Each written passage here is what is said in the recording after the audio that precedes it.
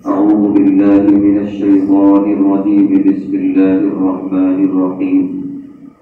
ولو ترى إذ وقفوا على النار فقالوا يا ليتنا نرد ولا نكذب بآيات ربنا ونكون من المؤمنين بل بدا لهم ما كانوا يخفون من قبل ولو ردوا لعادوا لما نهوا عنه وإنهم لكاذبون.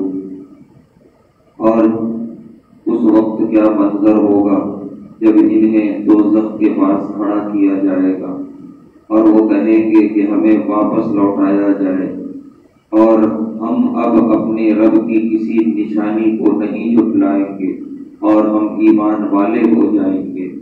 حقیقت یہ ہے کہ جو چیز وہ چھپاتے تھے وہ ظاہر ہو چکا ہوگا اور اگر انہیں دنیا میں دوبارہ موقع دیا جائے تو پھر سے یہ لوگ کفر کریں گے اور جو یہ کہہ رہے ہیں سب جھوٹ ہے.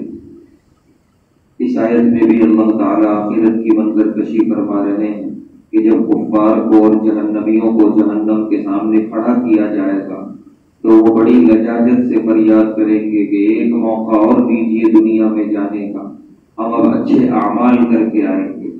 اللہ تبارک و تعالیٰ فرما رہے ہیں کہ یہ سب جھوٹ ہے. پہلے تو یہ اللہ کا اصول ہے کہ دوبارہ دنیا میں کسی کو نہیں آنا، لیکن بالفرض اگر انہیں لوٹا دیا گیا تو اللہ فرما رہے ہیں یہ پھر کفر کریں گے، یہ پھر اسی طرح کی نافرمانی والی زندگی گزاریں گے. الغرض جہنم کے سامنے کھڑے ہو کر ایسا پچھتانے سے بہت بہتر ہے ہمارے لیے کہ ہم دنیا ہی میں اور اسی زندگی میں خوب اچھے سے اچھے اعمال لے کر جائیں. اللہ ہم سب کو اس کی خوب توفیق عطا فرمائے.